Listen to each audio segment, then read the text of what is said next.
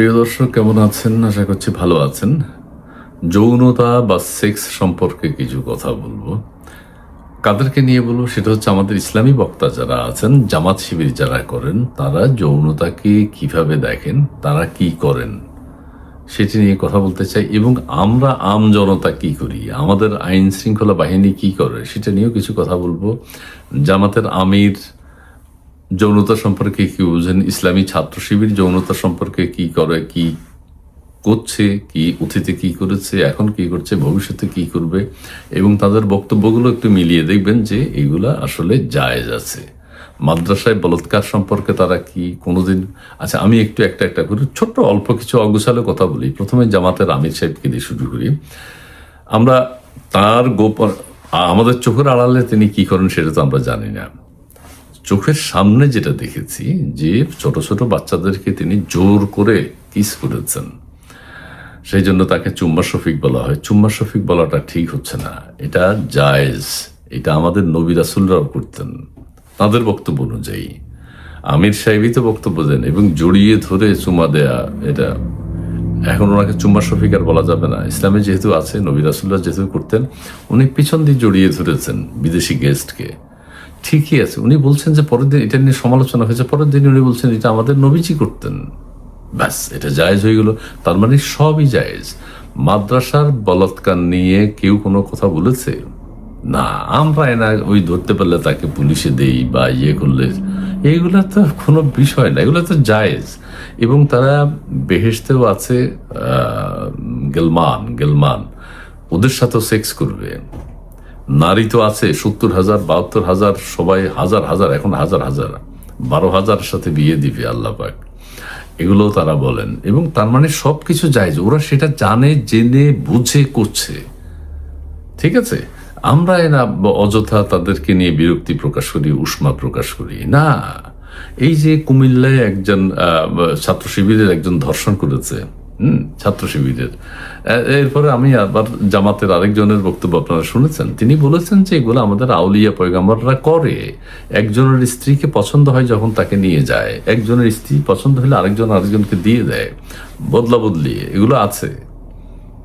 আর sex বা যৌনতা বলতে ওনারা শুধু পুরুষেরটাই বুঝেন, নারীকে ব্যবহার করেন, ঠিক আছে। নারীর কোনো আগ্রহ, ইচ্ছা এগুলো দরকার নেই, এগুলো আছে অতীত থেকে। তারা আধুনিক, ইসলামী বক্তারা এখনো আধুনিক, আগামীতেও আধুনিক থাকবে।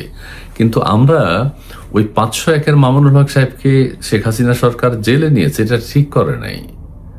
মামুনুল হক সাহেব তো জেনে বুঝে কাজটা করেছেন, যেহেতু পীর পয়গাম্বর আউলিয়ারা এগুলো করতেন। কাজেই একটা শুভ কাজে বাধা দেয়া, গোপনে কত কিছু করেছেন সেটা তো আমরা জানি না। সবসময় তারা 8-10 স্ত্রীর সাথে রাখেন, তারা এদিক সেদিক কষ্ট করে কোথাও যাবেন না, না যেয়ে তারা ঘরেই রাখেন, ঘরে রাখতে চেষ্টা করেন। তারা বারবার বলছেন যে আপনি বিয়ে করেন, বিয়ে করেন, কোনো অসুবিধা নেই, করবে, প্রয়োজন হলেও করবে। কিন্তু আমি সেই প্রয়োজনের দিকে যাচ্ছি না, আমি যাচ্ছি যে ওনারা সবকিছু করছেন জেনে বুঝে। আমরা অজ্ঞ, পুলিশরা অজ্ঞ, সরকার অজ্ঞ, বুঝতে পারে না, এবং আমরা অনেকে বঞ্চিত। আমরা কেন করছি না, অবাধে করছি না কেন? সেখান থেকে, সেদিক থেকে চিন্তা করলে আমরা বঞ্চিত। মামুনুল হক আছে, আরো অনেকে, অনেক হুজুর, ইসলামী বক্তা অনেকের স্ত্রীকে ছিনিয়ে নিয়ে গেছেন। নারীদের কোন অংশ প্রদর্শন করলে কি উত্তেজনা হয়, কোথায় পানি বের হয়, কোথায় লালা বের হয়, এটার হুজুররা বলেছেন। শফি হুজুর সবকিছু ক্লিয়ার করে দিয়েছেন।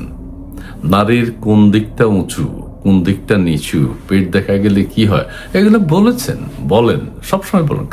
আমি এটা কোনো অপরাধ হিসাবে দেখছি না এখন।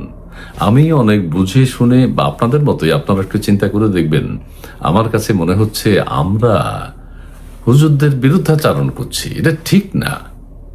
হুজুররা ঠিকই বলছেন, ওনারা জেনে বুঝে করছেন। বলাৎকার সম্পর্কে ওনারা কোনো প্রতিবাদ করেছেন আজ পর্যন্ত? না।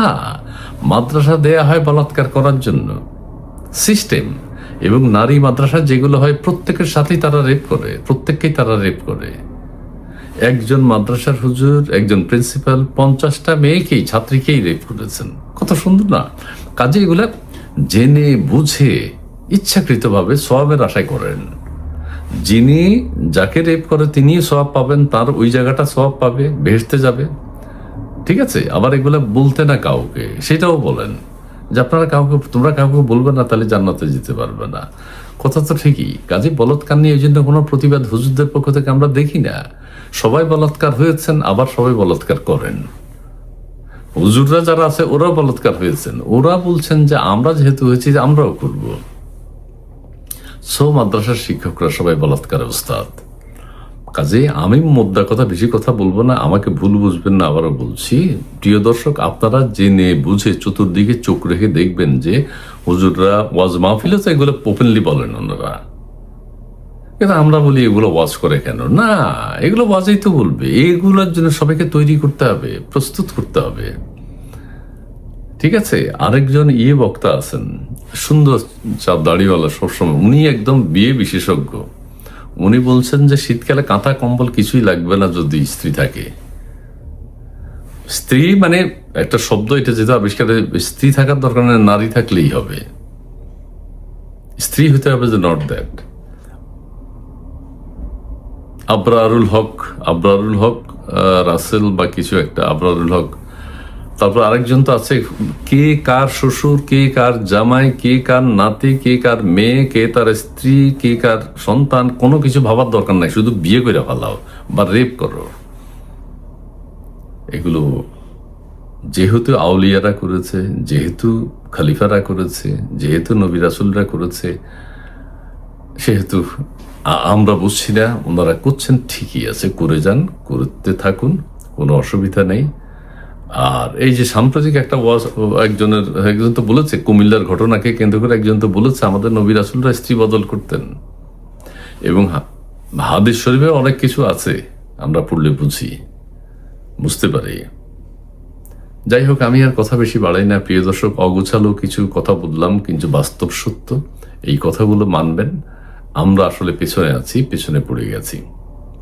আমরা ইসলামী বক্তাদের বক্তব্য মেনে নিতে পারছি না, কিন্তু আমাদের সেটা মানতে হবে, গ্রহণ করা উচিত। ভালো থাকবেন, সুন্দর থাকবেন, সুস্থ থাকবেন প্রিয় দর্শক। বাধ্য হয়েছি কথাগুলো বলতে, এবার আমার নিজের কথা, বাধ্য হয়েছি কথাগুলো বলতে। সমাজে, সোসাইটিতে, দেশে, গ্রামে, গঞ্জে, মহল্লায় জামাত, শিবির, অন্যান্য বক্তাদের যারা এগুলা করার কথাই না, তারা এগুলো বেশি করছেন।